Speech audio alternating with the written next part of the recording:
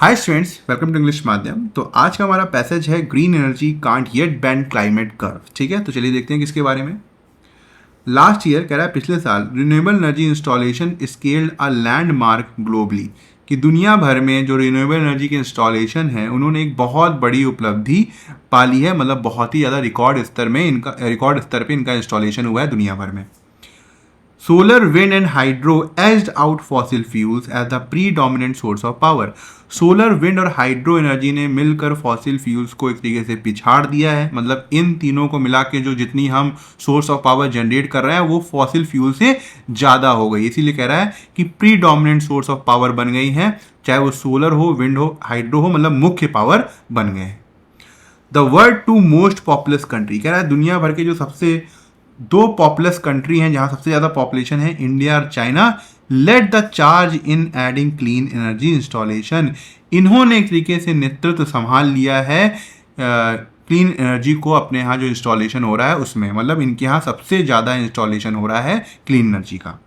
Yet फिर भी human activities pushed global warming to 1.37 degree Celsius in 2025। कह रहा है कि उसके बावजूद भी जो इंसानी गतिविधियां हैं, एक्टिविटीज़ हैं, उसने जो दुनिया भर का ग्लोबल वार्मिंग का टेम्परेचर है उसको 1.37 डिग्री सेल्सियस तक पहुंचा दिया है 2025 में।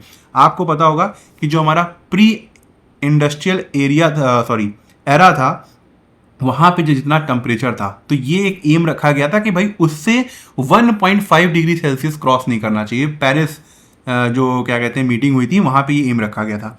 तो कह रहा है कि 2025 तक अब वो जो 1.5 डिग्री सेल्सियस वाला एम था ना, वो कितना पहुँच गया है, 1.37 डिग्री सेल्सियस पहुँच गया है। मान लो कि पहले के ज़माने में इंडस्ट्रियल लेवल पर 49 डिग्री सेल्सियस था, तो एम रखा गया था कि 50.5 से ज़्यादा नहीं होना चाहिए, मगर अब इस समय ये कितना हो गया है, 50.37 हो गया। According to the latest indicators of global climate change report, कह रहा है कि जो इंडिकेटर्स हैं, जो लेटेस्ट इंडिकेटर्स आए हैं ग्लोबल क्लाइमेट चेंज रिपोर्ट में, उसके अनुसार ऐसा डेटा हमको देखने को मिला है।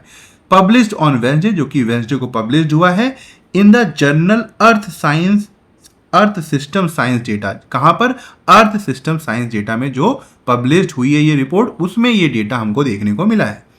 That the increase in warming, कह रहा है कि जो वार्मिंग में इंक्रीज हुआ है, कम्स एट अ टाइम, ये इस समय हो रहा है, व्हेन द एपेटाइट मतलब इच्छा, desire for clean energy is at record level, वो इस समय रिकॉर्ड स्तर पर है। मतलब हर देश ये चाह रहा है कि इसके यहाँ एनर्जी लगे, सब प्रयास कर रहे हैं। उसके बावजूद भी, इतना प्रयास करने के बावजूद भी ये जो वार्मिंग है ये हमको रिकॉर्ड स्तर पर दिख रही है। Frames the scale of the challenge for policy makers the world over. कह रहा है कि ये एक तरीके से ये जो समस्या है ये एक तरीके से चुनौती बनी हुई है जितने भी नीति बनाने वाले पॉलिसी मेकर्स हैं दुनिया भर में, उनके लिए। अब एक चीज़ यहाँ सिखाना चाहता हूँ, जैसे दैट द इंक्रीज है, ठीक है, इन वार्मिंग, ये पूरा subject that the increase in warming, ये सब्जेक्ट किसका था, कम्स का, ठीक है। जब यहाँ पे ये व्हेन वाला क्लॉज स्टार्ट हुआ तो ये जो एपेटाइट था ये सब्जेक्ट था किसका, इज का। अब ये बताओ फिर ये फ्रेम्स किसका क्या कहते हैं, वर्ब है। अब ये पूरा देख रहे हो ना, दैट से लेके यहाँ तक ये जो पूरा क्लॉज है ये उसके लिए वर्ब है, ठीक है। The expansion in renewables, though significant, is still not enough to check the rise in greenhouse emissions। कह रहा है कि जो रिन्यूएबल एनर्जी में हमने बढ़ोतरी करी है, बहुत ज़्यादा एक्सपैंड किया, हर जगह हम लोग इंस्टॉल कर रहे हैं, काफ़ी ज़्यादा है, काफ़ी ठीक ठाक मात्रा में हमने काफ़ी अच्छी बढ़ोतरी करी है, उसके बावजूद भी काफ़ी नहीं है कि हम ग्रीन हाउस गैसेस को रोक सकें, ठीक है। Unlike the power sector and to an extent the transport sector, कह रहा है कि पावर सेक्टर और काफ़ी हद तक ट्रांसपोर्ट सेक्टर के विपरीत, अनलाइक मतलब विपरीत, large sections of the industry, ज़्यादातर जो इंडस्ट्री के सेक्शंस हैं, continue to be driven by fossil fuel, वो अभी भी फॉसिल फ्यूल से ही चल रहे हैं, उसी के ऊपर निर्भर है। ट्रांजिशनिंग टू क्लीनर अल्टरनेटिव, कह रहा है कि जो ट्रांजिशन हम कर रहे हैं क्लीनर इन अल्टरनेटिव्स की तरफ, मतलब ग्रीन एनर्जी की तरफ जो जा रहे हैं, जैसे कि ग्रीन हाइड्रोजन हो गया फॉर एग्जाम्पल, टेक्स टाइम्स, ये काफ़ी ज़्यादा समय लेता है, रिक्वायर्स इन्वेस्टमेंट, बहुत ज़्यादा इन्वेस्टमेंट, पता है, मतलब बहुत ज़्यादा हमको इसमें पैसा डालना पड़ेगा।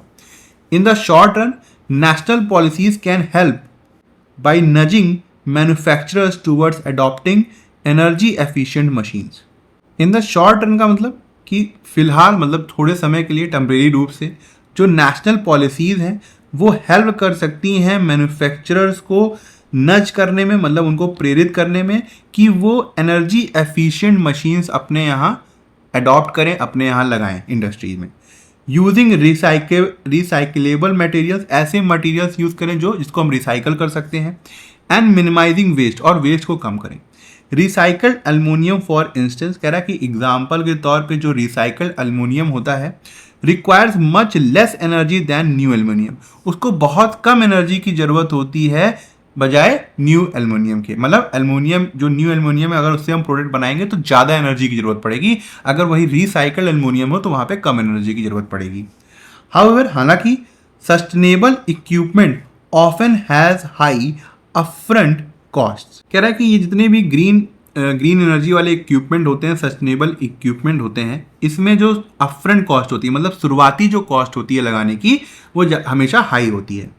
Integrating green technologies with traditional systems requires research and development, कह रहा है कि नई जो हमारे यहाँ ग्रीन टेक्नोलॉजीज आ रही हैं, मशीनरी आ गई है, उनको जो पुराना वाला सिस्टम है, हमारा ट्रेडिशनल सिस्टम है, उनके साथ चलाना, उनके साथ इंटीग्रेट करना, जोड़ना काफ़ी ज़्यादा रिसर्च चाहता है और डेवलपमेंट चाहता है, तब ऐसा हो सकता है। All this can be contingent on corporation, कह रहा है कि ये सब निर्भर करता है कॉपरेशन के ऊपर। कॉन्टिजेंट ऑन का मतलब होता है डिपेंड करना, निर्भर करना। बिटवीन एकेडमिया का मतलब है जितने भी एजुकेशनल इंस्टीट्यूशन है उनके अंदर, कि ये दो कॉपरेशन हो और गवर्नमेंट के बीच में हो, और या फिर अमंग गवर्नमेंट या दुनिया भर की गवर्नमेंट के बीच में कॉपरेशन हो, उसके ऊपर ये सब चीज़ें निर्भर करती हैं।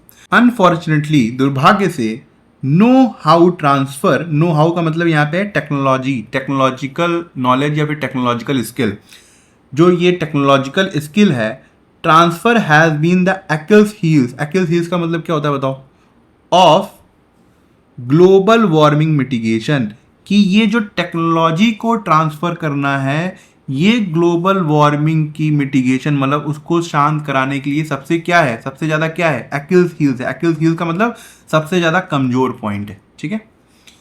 At the current emission rate, कह रहा है कि जिस रफ्तार से ग्रीन हाउस गैसेस जो है एमिट हो रही हैं इन्वायरमेंट में, द कार्बन बजट, अब कार्बन बजट के बारे में किसी को पता है क्या होता है?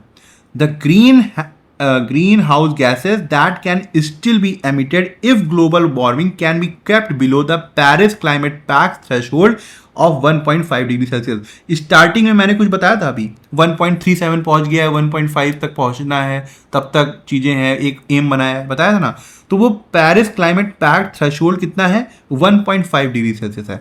कह रहा है कि हम ग्रीन हाउस गैसेस तब तक एमिट कर सकते हैं पर्यावरण में, इन्वायरमेंट में, जब तक हम 1.5 डिग्री सेल्सियस की जो लिमिट है उसको क्रॉस ना कर जाएं। ठीक है। तो कह रहा है कि तब तक हम, और इसी को, ये जो लिमिट है ना, ये जो हमारे पास स्टोरेज है एक तरीके से, इसी को बोलते हैं हम carbon budget, could be completely depleted in about 3 years. ये कार्बन बजट जो है वो 3 सालों में पूरी तरीके से खत्म हो सकता है, क्योंकि हम इस रफ्तार से एमिट कर रहे हैं, अकॉर्डिंग टू द आईजीसीसी रिपोर्ट के अनुसार। The report comes at a time when national representatives have assembled at Bonn। कह रहा है कि ये रिपोर्ट उस वक्त आई है जब दुनिया भर के जो रिप्रेजेंटेटिव हैं, लीडर हैं, अलग अलग पर्टिकुलर कंट्रीज जितने भी हैं, वो कहाँ पे इकट्ठा हुए हैं, बॉन में इकट्ठा हुए हैं, for mid year climate talk. जो मिड ईयर क्लाइमेट टॉक्स है, मतलब पर्यावरण के लिए जो बात करने के लिए जो मीटिंग हो रही है, जब इकट्ठा हुए हैं तभी ये रिपोर्ट आई है।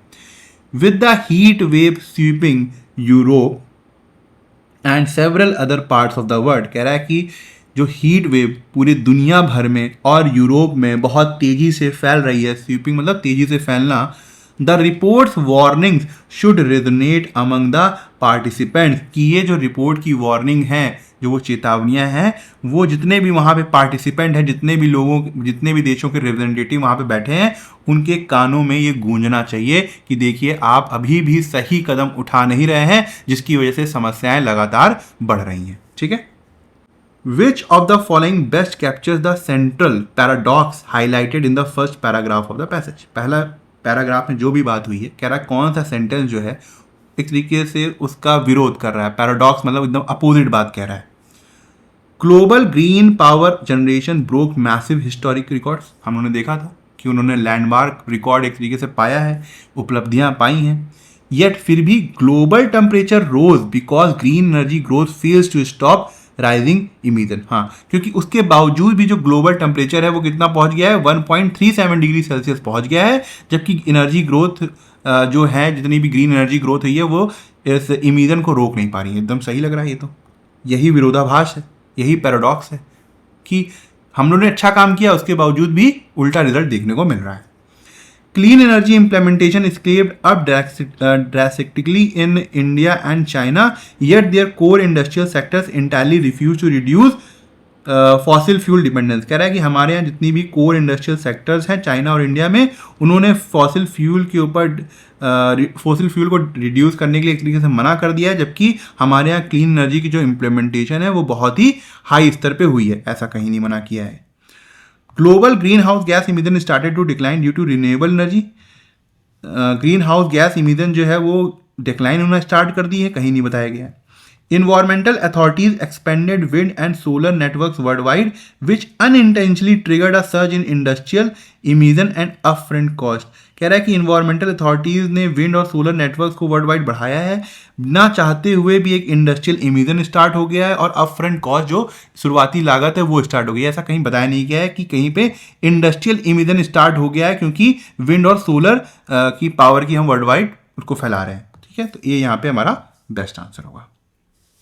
बेस्ड ऑन द पैसेज, कह रहा है कि पैसेज के अनुसार why is transitioning large sections of the industrial sector away from fossil fuel exceptionally challenging in the short run. कि इतने कम समय में पूरे सेक्टर्स को, पूरे जितने भी सेक्टर्स हैं बिजनेस के या फिर सर्विसेज के, उनको फॉसिल फ्यूल से हटाकर ग्रीन एनर्जी की तरफ ले जाना काफ़ी ज़्यादा समस्या वाली बात है। ठीक है, ऐसा क्यों? Commercial operation lack practical green alternatives like hydrogen power, forcing factories to stay dependent on conventional fuels.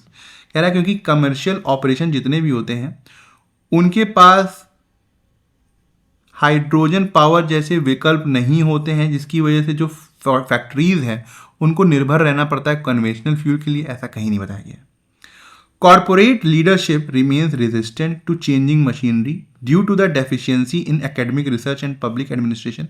आप कह रहे हैं कि जो कॉर्पोरेट की लीडरशिप है, मतलब जो प्राइवेट सेक्टर में जितने भी लीडर लोग बैठे हुए हैं, वो इस बात से एक तरीके रेजिस्ट करते हैं, रोकते हैं मशीन को चेंज करने से, क्योंकि उनको लगता है अभी भी काफ़ी ज़्यादा कमियां हैं, क्योंकि एकेडमिक रिसर्च नहीं हो रही उतनी और पब्लिक एडमिनिस्ट्रेशन भी इतना ज़्यादा इन्वॉल्व नहीं हो रहा है। ऐसा कहीं बताया गया है कि जो लीडरशिप है वो इसलिए हिचकिचा रहे हैं? नहीं बताया गया कहीं। Adapting sustainable technologies requires capital outlet, ये जरूर बताया गया था। याद करो कि सस्टेनेबल टेक्नोलॉजीज को इन्वॉल्व करने से जो पैसा है उसमें लागत आएगी। एक्सटेंसिव ट्रांजिशन शेड्यूल, बहुत ज़्यादा ट्रांजिशन करना पड़ेगा। And suffer from field technical exchange, और जो तरीके से जो टेक्निकल एक्सचेंज है उसमें भी काफ़ी ज़्यादा दिक्कतें आने वाली हैं। ठीक है, तो सी जो है वो काफ़ी हद तक सही है। इसी वजह से समस्या आ रही है, क्योंकि एक तो आउटले बहुत लगना है, पैसा बहुत लगेगा, स्टार्टिंग की अपफ्रंट कॉस्ट बहुत लगने वाली है, और दूसरी बात है कि जो ये बोला भी गया था कि जिसमें नो हाउ बोला गया था कि टेक्नोलॉजिकल स्किल ही जो है सबसे ज़्यादा वीकेस्ट पॉइंट है ग्रीन हाउस गैसेस को कम करने के लिए। ठीक है, तो national regulation have failed to offer financial assistance. कह रहा है कि नेशनल के जो रेगुलेशंस हैं, कंट्रोल रूल्स हैं, वो फेल हो गए हैं, वो किसी तरीके का फाइनेंशियल मदद नहीं दे पा रहे हैं। और legislative incentives for companies to utilise reprocessed material, companies को ताकि वो जो रीप्रोसेस मटेरियल है, जो रिसाइकल मटेरियल है, उसको यूटिलाइज कर सकें। ऐसा कहीं बताया गया? ऐसी कहीं भी बात हुई है कि नेशनल रेगुलेशन जो है वो ऑफर नहीं दे पा रही है? नहीं। तो सी जो है करेक्ट आंसर है। What can be inferred about the global carbon budget mentioned in the third paragraph of the passage. Carbon budget के बारे में क्या बात की गई थी, ये बता दो। It acts as an international financial reserve managed by the Paris Climate Pact that will completely exhaust its monetary funding in 3 years. Monetary funding? क्या ये कार्बन बजट मॉनेटरी फंडिंग से रिलेटेड है, पैसों से रिलेटेड है? नहीं। It represents a strict scientific limit showing that greenhouse gas discharge rates leave a highly restricted timeline to avoid of 1.5 degree Celsius breach. ये एकदम सही है। कह रहा है कि ये रिप्रेजेंट करता है कि एक लिमिट को, बहुत ही स्ट्रिक्ट लिमिट को दर्शा रहा है, जो कि हम इतनी तेजी से डिस्चार्ज कर रहे हैं ग्रीन हाउस गैसेस को, तो जो हमारे पास एक तरीके से बजट है वो खत्म होने वाला है, वो 3 सालों में खत्म हो जाएगा। तो ये तो बात हुई थी। It proves that the environmental ceiling established by global treaties has already been breached। क्या पहले ही ब्रीच हो चुकी है? नहीं। It indicates, ये दर्शाता है that freezing international pollution levels at that exact current volume will automatically reverse global warming trend by 2030। क्या इसको जो इंटरनेशनल पॉल्यूशन लेवल है उसको वहीं पे रोक देना एट देयर करंट वॉल्यूम पर ऑटोमेटिकली जो है वो ग्लोबल वार्मिंग का जितना भी ट्रेंड है 2030 तक रिवर्स हो जाएगा। कोई मतलब है यहाँ पर? नहीं। तो बी हमारा correct answer. According to the passage के अनुसार which of the following action represents an immediate practical measure the national policies can promote to mitigate industrial emission. कि कौन से स्टेप्स जो हैं वो प्रैक्टिकली रूप से अभी तुरंत उठाए जा सकते हैं ताकि जो नेशनल पॉलिसीज हैं वो इंडस्ट्रियल इमिशन को मिटिगेट कर सकें, शांत कर सकें, कम कर सकें। ठीक है, क्या कर सकते हैं उसके बारे में? Advising a transition to alternative metals while relying on decentralized international green hydrogen supply distribution frameworks।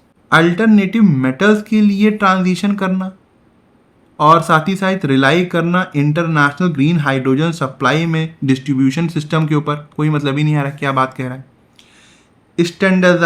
Standardising high equipment expenses for factories by utilizing centralized international financial endowment derived from academic research institutions।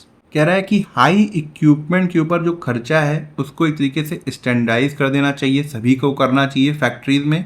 और किस तरीके से?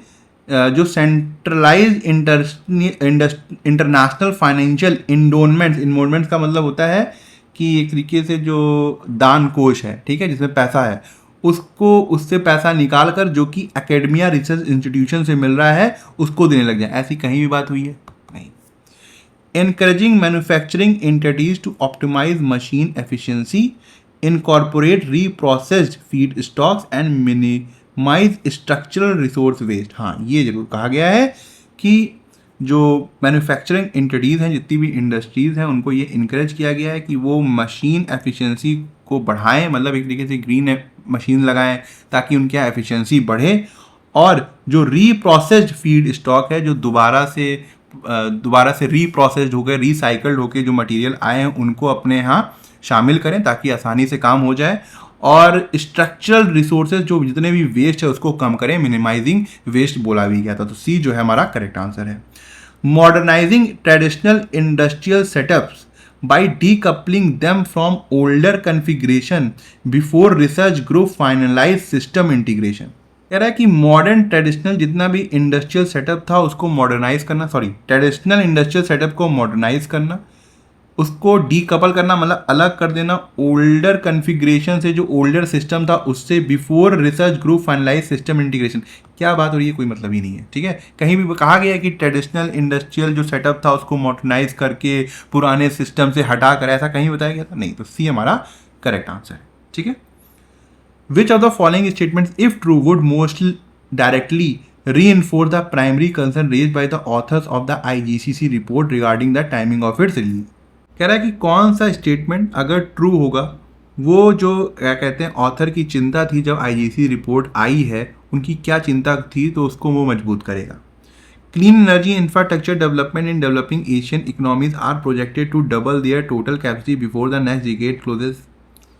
ये बताओ, Asian का economies की कहीं भी बात हुई? चलो मान लेते हैं चाइना इंडिया की बात हुई, तो वहाँ पे ये क्या हुआ कि क्लीन एनर्जी जो इंफ्रास्ट्रक्चर डेवलपमेंट है इन डेवलपिंग एशियन इकोनॉमीज, ये प्रोजेक्ट किया जा रहा है, मतलब ये आशा लगाई जा रही है कि वो डबल हो जाएगा उनका total capacity before the next decade closure, मतलब अगले 10 सालों से पहले। ऐसा कहीं बताया गया डबल हो जाएगा?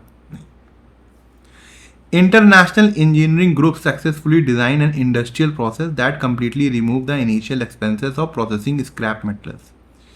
क्या मतलब है? हिंदी समझ में आती है इसका? क्या इसका क्या मतलब हुआ कि इंटरनेशनल जो इंजीनियरिंग ग्रुप्स हैं उन्होंने सक्सेसफुली एक ऐसा सिस्टम, एक प्रोसेस डिज़ाइन कर लिया है जिससे क्या होगा, जो इनिशियल कॉस्ट आती थी स्क्रैप को प्रोसेस करने की, और वो ख़त्म हो जाएगी। कहीं पे ऐसी बात हुई है? ये स्क्रैप क्या मतलब, जो भी जो बेकार मेटल होते हैं, है ना, जो सड़ जाते हैं, उनको प्रोसेस करने के लिए। Global transportation framework officially attain carbon neutrality, यहीं से ही खत्म हो जाओ। कह रहा है कि ग्लोबल ट्रांसपोर्टेशन सिस्टम ने कार्बन न्यूट्रल हो गया, मतलब वो कार्बन इमिट ही नहीं कर रहा है, कहीं बात नहीं है। Statistical data presented at the Bonn summit demonstrate that existing country target cannot prevent the total depletion of the remaining carbon budget। कह रहा है कि जो डेटा बॉन समिट में प्रेजेंट किया गया, जो रिपोर्ट आई है, उसने ये दर्शाया है कि जो एग्जिस्टिंग कंट्री के टारगेट्स हैं, वो जो हमारा 1.5 डिग्री सेल्सियस वाला, एक तरीके से जितना बचा है अभी तक 1.37 कर पाए ना, मतलब हो गया है। अब बचा कितना है? 0.13 बचा है ना। तो इसको जिस रफ्तार से ये चीज़ें हो रही हैं, इसको हम रोक नहीं पाएंगे। मतलब जो कंट्री के जो टारगेट जो अपने वो इमिशन कम कर रहे हैं, उससे हम रोक नहीं पाएंगे। तो यही एक चिंता है, ठीक है। तो डी हमारा करेक्ट आंसर है। तो ये है आज का क्लोज टेस्ट, एक बार पढ़ के देखो, छोटा ही है। फिर स्टार्ट करते हैं, डायरेक्टली करते हैं, ठीक है। Madras club once removed writer Khushwant Singh for wearing sandals instead of close toes shoes. The Calcutta Swimming Club dash musician Anand Kumar dash appearing in traditional Indian attire instead of a shirt and trousers।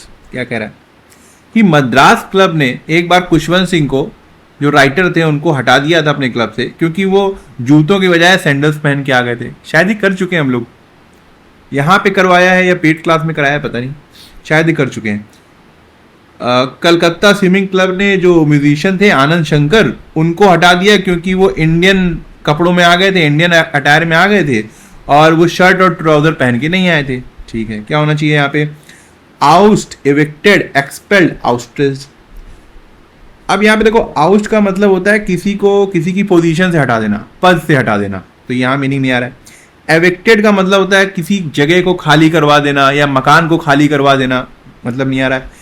Expelled का मतलब होता है किसी को किसी संस्था से निकालना या फिर किसी सिस्टम से निकाल देना। यहाँ पे जैसे क्लब है तो क्लब, स्कूल, कॉलेज से निकाल देना, एक्सपेल कर देना हो सकता है। ऑस्ट्रेसाइज का मतलब होता है सामाजिक बहिष्कार, कि किसी को सोसाइटी से ही बाहर कर देना, तो ये नहीं होगा। बेस्ट क्या होगा यहाँ पर? सी होगा। Swimming club expelled musician Anand Shankar, किस वजह से? क्योंकि वो ट्रेडिशनल इंडियन अटायर में आ गए थे और शर्ट और ट्राउजर पहन के नहीं आए थे। क्या होना चाहिए? अपॉन, फॉर, ओवर, इन। देखो, अपॉन किस तरीके से यूज कर सकते हैं, जैसे मैं बोलूं अगर upon arriving from the journey you can call मी, ठीक है। मतलब जर्नी से लौटने के बाद तुम मुझे, जैसे ही तुम जर्नी से लौटना वैसे ही मुझे कॉल कर सकते हो। तो अपॉन का मतलब होता है जैसे ही, तो यहाँ पे अपॉन अपीयरिंग नहीं हो रहा है। फॉर यूज हो सकता है क्योंकि यहाँ पनिशमेंट मिल रही है। क्यों? क्योंकि एक तरीके से ट्रेडिशनल इंडियन अटायर उन्होंने पहन लिया था, ठीक है। ओवर नहीं होगा, जैसे फाइट ओवर मनी मैं बोलूं ना, मनी के ऊपर लड़ना। इन तो यहाँ पे नहीं होगा, जैसे आई लिव इन दिल्ली, तो यहाँ पे इन का कोई मतलब ही नहीं है। तो बी जो है होगा Anand Shankar for appearing in traditional Indian attire instead of a shirt and trousers. To enter a club was to submit to a regime of rules governing dress, conduct and belonging। कह रहा है कि किसी क्लब में inter करने का मतलब ये था कि आप वहाँ के जो रूल्स हैं, चाहे वो ड्रेस रिलेटेड हो, चाहे वो व्यवहार रिलेटेड हो या फिर मेंबरशिप रिलेटेड हो, आपको उसको सही से फॉलो करना होगा। Yet फिर भी the dash with which clubs could enforce such rules points to a larger story. कह रहा है कि फिर भी जिस तरीके से ये जो क्लब है, ये जो रूल वो बना रहे हैं, इन्फोर्स कर रहे हैं, लागू कर रहे हैं अपने अपने रूलों को, ये एक व्यापक स्टोरी, एक लार्जर स्टोरी दिखाता है। क्या होना चाहिए यहाँ पे? इम्प्यूनिटी। इम्प्यूनिटी का मतलब होता है बिना सजा के बच निकलना, तो ये नहीं मतलब है। Severity, yet the severity with, नहीं मीनिंग आ रहा है। देखो ये येट लगा हुआ है, यहाँ पे थोड़ा सा कंट्रास्ट आएगा। येट द ईज विद, जितनी आसानी से वो इस रूल्स को इन्फोर्स कर रहे हैं, ये एक लार्जर स्टोरी दिखा रहा है, आ रहा है मीनिंग। एलैक्रिटी का मतलब होता है बहुत ज़्यादा एक तरीके से बहुत ज़्यादा उत्साहित रहना, तो ये नहीं होगा। बेस्ट यहाँ पे क्या है, ease. Clubs were not a familiar feature of South Asian life before British rule. कह रहा है कि ब्रिटिश से आने से पहले साउथ एशिया में बहुत ज़्यादा प्रचलन नहीं था क्लब्स का। Within little more than a century, however, they had spread across the subcontinent from presidency cities to provincial towns and from cantonments to hill stations, becoming one of the most common and influential forms of association in colonial public life. कह रहा है कि जब British आ गए उसके बाद एक ही century के अंदर, मतलब 100 सालों से कम के अंदर बहुत ज़्यादा फैल गया। जो प्रेसिडेंसीज वाले सिटीज़ थे वहाँ से लेके टाउन्स तक फैल गया, कैंटोनमेंट से लेके हिल स्टेशन तक फैल गया, और इसका जो प्रभाव था वो भी बहुत ज़्यादा पड़ा। But how did a large important institution become so deeply dash into the social life of the सब कॉन्टिनेंट। कह रहा है कि बाहर से आई हुई कोई व्यवस्था भारत के जो सामाजिक लाइफ थी उसमें इतना ज़्यादा घुल मिल कैसे गई, ये एक प्रश्न पूछ रहा है। इंट्रेंचेस का मतलब होता है वहीं पे मजबूती से स्थापित होना, मगर हमको यहाँ पर वर्ब तो पहले ही दिख गई, हमें यहाँ पे वर्ब की जरूरत नहीं है। सो डीपली क्या होना चाहिए, यहाँ पे हमें वर्ब की जरूरत नहीं है। हाँ, एडजेक्टिव जरूर यहाँ पे कर सकते हैं। सो डीपली इनग्रेन जो है इसका मतलब होता है गहराई से जुड़ा होना, एडजेक्टिव तो है, मगर इनग्रेन के साथ हम इनटू यूज नहीं कर सकते। इनग्रेन के साथ ज़्यादातर हम क्या यूज करते हैं, इन यूज करते हैं। एसिमिलेट का मतलब होता है घुल मिल जाना, मगर इसका वही वर्ब है ये, तो ये यूज नहीं करेंगे। वोवेन जो कि वीव की वर्ब की थर्ड फॉर्म है, जो कि past participle as a adjective काम कर रही है, तो we can use it. Okay, so deeply woven into the social life of the subcontinent. Okay, तो D is the correct answer. अब ये देखो, what dash its rapid spread and appeal and where within this wider world of clubs did the gymkhana stand. और एक तरीके से किस तरीके से ये फैला और किस तरीके से लोकप्रिय हुआ, और कहाँ पर ये जो मतलब इतने सारे जो दुनिया भर में क्लब्स हैं, ये जिमखाना कहाँ पे स्टैंड करता है। क्या होना चाहिए, एक्सप्लेन, एक्सप्लेनिंग, एक्सप्लेन, एक्सप्लेन क्यों, ये तो हो ही नहीं सकता। एक्सप्लेन्स, एक्सप्लेनिंग, अब ये बताओ, ये वॉट यहाँ पे क्या है, वॉट एक सिंगुलर सब्जेक्ट है ना। अब एक्सप्लेनिंग यूज कर रहे हो यहाँ पे, एक्सप्लेनिंग क्या है, हमें एडजेक्टिव होना चाहिए यहाँ पर, प्रेजेंट पार्टिसिपल तो चाहिए नहीं। या तो ये क्या कहते हैं मेन वर्ब की तरह काम कर रहा हो तो हेल्पिंग वर्ब चाहिए हमें, इज एमआर चाहिए, तो ये तो हटा दो।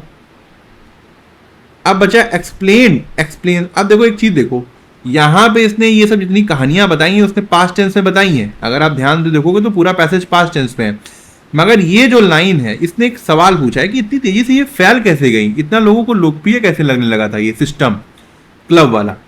तो एक ये सवाल पूछा जा रहा है, ये सवाल जो है वो पास्ट में नहीं पूछा जा रहा है, वो अभी भी वैलिड है, अभी भी वैलिड है, तो उसको हम प्रेजेंट में ही रखेंगे, सिंपल प्रेजेंट में। तो एक्सप्लेन ना करके हम एक्सप्लेन्स करेंगे।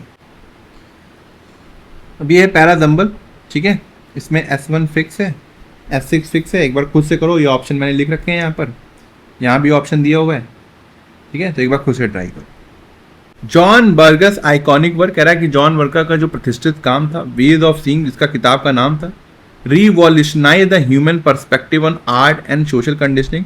उसने इंसान का जो नज़रिया था आर्ट और सोशल कंडीशनिंग को लोग पूरी तरीके से एक तरीके से चेंज करने की कोशिश करी। Yet it remain strictly anthropocentric, कह रहा कि उसके बावजूद भी ये जो किताब थी वो काफ़ी ज़्यादा ह्यूमन सेंट्रिक थी, मतलब ह्यूमन को ही डोमिनेंट मान रही थी। Viewing the work exclusively through a human lens, और वर्ड को इंसानी नजरिए की तरीके से देख रही थी, मतलब जैसे इंसान पूरी दुनिया को देखता है वो किताब भी कहीं ना कहीं उसी तरीके से बातें कर रही थी जैसा इंसान करता है। By reversing our focus of interest after centuries of neglect, we might begin to see the natural world not as commodity to be possessed, but as an essential living host upon which our survival depends. कह रहा है कि हमें अपनी जो focus of interest है, अपनी सोच को एक तरीके से बदलना होगा, जो कि हम काफ़ी सालों से नेगलेक्ट करते हुए आए हैं। अब हमें दुनिया को अपने सामान की तरह नहीं देखना चाहिए, एक कॉमोडिटी की तरह नहीं देखना चाहिए। जो नेचुरल वर्ल्ड है हमारा, जो प्राकृतिक है या फिर इन्वायरमेंट है, उसको सामान की तरह नहीं देखना चाहिए, उसको एक इम्पॉर्टेंट चीज़ या फिर एसेंशियल पार्ट ऑफ अपना जो लाइफ है उसको मानना चाहिए, क्योंकि हमारा जो अस्तित्व है उसी के ऊपर डिपेंड है। ठीक है, क्या होना चाहिए? अब ऑप्शन के थ्रू जाते हैं क्योंकि बहुत लंबे लंबे सेंटेंस है ये। QPRS, PRQS, PQRS, QPSR। अब क्या Q हो सकता है, देखते हैं। While Burger's analysis was ground breaking for its time, कह रहा है कि बर्गर्स ने एक तरीके से जो भी उसका एनालिसिस था किताब में वो काफ़ी ज़्यादा ग्राउंड ब्रेकिंग था अपने समय के लिए। ये बात समझ में आ रही है कि इसने तुरंत यहाँ पे रिलेट किया है इसको। He focused entirely on man made images, उसने सिर्फ मैन मेड इमेजेस की ह्यू पर ज़्यादा तक फोकस किया और नेचर को कम एक तरीके से जगह दी, एक्नॉलेज किया अपनी किताब में। Except as a passive background for human activity, सिर्फ उसने एक पैसिव बैकग्राउंड की तरह रखा, एक बैकग्राउंड की तरह यूज़ किया, मतलब बहुत ज़्यादा महत्व नहीं दिया। ठीक है, इससे स्टार्ट कर सकते हैं। पी को देखते हैं, दिस स्पेसिफिक ओवरसाइट। हाँ, अब देखो कह रहा है कि ये जो उसने एक तरीके से ओवरलुक किया, इग्नोर किया, जो भी उसकी किताब में था कि उसने बहुत ज़्यादा महत्व नहीं दिया नेचर को, serve as a prime example of what has been diagnosed as plant blindness. तो उसको हम प्लांट ब्लाइंडनेस कह सकते हैं। A social optical condition where human species is conditioned to ignore the vibrant plant life surrounding them। कह रहा है कि एक ऐसी स्थिति होती है जहां पे ह्यूमन स्पीसीज ये सीख जाता है कि किस तरीके से उसके अगल बगल जो हरियाली है उसको वो इग्नोर करता रहे। तो QP भी एक पेयर आ रहा है। ठीक है, तो अभी तो हम PRQS को नहीं देखेंगे, PQRS को नहीं देखेंगे, QPSR और QPRS को देखेंगे। अब यहाँ पे देखो कि जो इतने समय से हम इग्नोर करते हुए आ रहे हैं वो बोल रहा है as a result of this historical obsession with human domination, कि ये जो ऐतिहासिक रूप से हम बहुत ज़्यादा ह्यूमन डोमिनेशन की तरफ ही ऑब्सेस्ड रहते हैं। And turning all other living forms into mere scenery, we now find ourselves navigating an unpredictable increasingly hostile environment. क्या कह रहा है कि हमने एक तरीके से जो ह्यूमन डोमिनेंट को ही बहुत ज़्यादा हम ऐतिहासिक रूप से उसमें ऑब्सेस्ड रहे हैं और जितनी भी हमारे अगल बगल जीव जंतु हैं उसको इग्नोर किया है।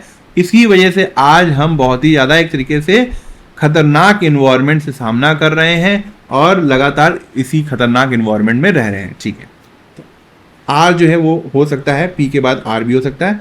टू कन्फर्ट दिस, इससे सामना करने के लिए we must transition from Berger's human centric vision to what can be term ways of treeing, कि हमें जो बर्गर का ह्यूमन सेंट्रिक विजन था उससे एक ट्रांजिशन लेना होगा, शिफ्ट करना होगा अपने आप को।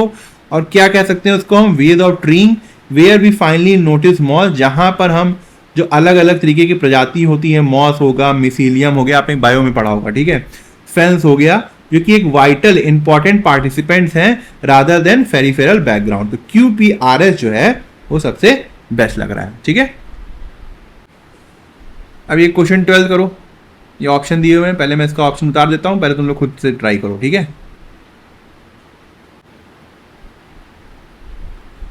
ठीक है, तो स्टार्ट करते हैं। The mayor's office for policing and crime block the 25.3 million dealing, officially citing that the metropolitan failed to adequately demonstrate value for money. कह रहा है कि भाई मेयर पुलिस ऑफिस ने, जो पुलिस और क्राइम वाला मोपैक का ऑफिस है, उसने 25.3 मिलियन डॉलर की जो डील थी उसको ब्लॉक कर दिया है। और रीज़न ये दिया है कि जो ये मेट्रोपॉलिटन है ये फेल हो गए, ये नहीं बता पाए कि जितना ये पैसा खर्च करवा पा रहे हैं वो सही है भी कि नहीं है। इससे स्टार्ट कर सकते हैं क्या? ये से स्टार्ट कर सकते हैं? नहीं कर सकते। कुछ लग रहा है, समझ में आया? कुछ भी लगा कि कोई टॉपिक स्टार्ट हो रहा है, कुछ भी बात स्टार्ट हो रही है, ऐसे बात कर सकते हो किसी से तुम? हटा दो। हाउएवर, पेलंतीर कौन है? ये पेलंतीर है कौन? नहीं पता हमको। Has announced plan for legal action, उसने लीगल एक्शन लेने के लिए अनाउंस किया, क्यों किया है नहीं पता हमको, हटा दो इसको। The US technology firm Palantir had proposed a multi-million pound contract with the Metropolitan to utilize artificial intelligence for accelerating criminal investigations। कह रहा है कि यूएस टेक्नोलॉजी फर्म जो पेलंतीर मान लो एक कंपनी थी जिसने प्रपोजल दिया था मेट्रोपॉलिटन को ताकि वो उनकी आर्टिफिशियल इंटेलिजेंस का इस्तेमाल कर सकें क्राइम इन्वेस्टिगेशन में। तो यहाँ से हम एक मामला समझ में आया कि एक AI वाली कंपनी ने पुलिस वाले से कॉन्ट्रैक्ट किया, उसने बोला ठीक है मेरी टेक्नोलॉजी यूज कर लो क्राइम इन्वेस्टिगेशन के लिए। ठीक, तो सी से स्टार्टिंग कर सकते हैं। अब क्या करें? वाइल मोपैक मेंटेन्स, अब ये मोपैक कहाँ से आ गया? अभी तो सी में बात कहीं हुई नहीं है, अब कह रहा है जबकि मोपैक ये मेंटेन किया हुआ है। क्या मोपैक है, क्या चीज़ नहीं पता, हम सी के बाद डी नहीं लाएंगे। अब या तो सी के बाद बी आएगा या तो सी के बाद ए आएगा। अब बी में कह रहा है हालांकि प्लंतीर ने ये अनाउंस कर दिया कि वो लीगल एक्शन लेगा। अरे अभी तो प्रपोजल दिया है, लीगल एक्शन क्यों दे देगा भाई? वो कोई मतलब निकल रहा है? नहीं निकल रहा, तो बी भी गया। इसका मतलब आंसर CABD ही है हमारा, ठीक है। जिसमें मेयर ऑफिस ने पुलिस जो फॉर पुलिस एंड क्राइम का था, उसने ये 25.3 मिलियन डॉलर की जो मिलियन यूरो की जो डील थी उसको ब्लॉक कर दिया है। और कारण ये बताया है कि जो मेट्रोपॉलिटन है वो सही तरीके से चीज़ों को नहीं बता पाए कि ये जो इतना पैसा खर्च कर रहे हैं ये वैल्यू फॉर मनी है भी या नहीं है, ठीक है। उसके बाद देखो अब कह रहा है हालांकि प्लंतीर हैज अनाउंस, क्योंकि अब वो जो डील है ना वो तोड़ दी। अब उन्होंने कहा कि भाई हम लीगल एक्शन ले लेंगे। arguing that the rejection may have been unlawfully influenced by a subjective assessment of the company's corporate values and ethics। कहना है कि मतलब कंपनी का कहना है इन्होंने व्यक्तिगत एक तरीके से अपना ही निर्णय ले लिया है, हो सकता है कुछ खींचातानी हो कंपनी और उसके बीच में, इसलिए उन्होंने अपना व्यक्तिगत डिसीजन लेकर उनकी जो डीलर्स को ब्लॉक कर दिया है। जबकि मोपैक ने ये माना है, मेंटेन किया कि ये जो डिसीजन है वो पूरी तरीके से प्रोक्योरमेंट स्ट्रेटजी का हिस्सा है, बजटरी कंस्ट्रेंट उनके सामने है, मतलब पैसा इतना नहीं है उसकी वजह से ये डिसीजन लिया गया है। मगर Palantir contends no clarification has been provided regarding whether political और ethical consideration were the true driver of the refusal. मगर प्लंतीर का कहना है कि इन्होंने किसी तरीके का क्लैरिफिकेशन हमको नहीं दिया है कि ये जो डिसीजन लिया गया है डील को रोकने का वो राजनीतिक है या फिर नैतिक रूप से है। तो CABD जो है वो करेक्ट आंसर है, ठीक है। तो ठीक है, आज का लेक्चर यहीं खत्म करते हैं। आई होप आपको कुछ सीखने को मिला होगा और आप कमेंट सेक्शन में जरूर बताइएगा कि आपको आज का लेक्चर कैसा लगा और आपको क्या सीखने को मिला। अगर आप मुझसे इंग्लिश ग्रामर पढ़ना चाहते हैं तो आप हमारा ऐप इंग्लिश माध्यम प्ले स्टोर से डाउनलोड कर सकते हैं। ऐप ओपन करते ही आपके सामने होम स्क्रीन आएगी, वहाँ पे आपको 5 ऑप्शन मिलेंगे, मेन, लाइब्रेरी, फीड, लेक्चर, पास। लेक्चर में क्लिक करते ही आपके सामने 2 वर्जन आएंगे, फ्री और पेड। पेड में क्लिक करते ही आपके सामने इंग्लिश ग्रामर का एक सेक्शन आएगा जहाँ पे मैंने इंग्लिश SSC के लिए बहुत ही डिटेल में बताया हुआ है और बहुत ही सिंपल लैंग्वेज में बताया है, जो कि आपके कॉन्सेप्ट्स को और अच्छा करेगा और आपको अच्छे मार्क्स लाने में हेल्प करेगा। तब तक के लिए प्रैक्टिस करते रहिए। Thank you so much for watching this video.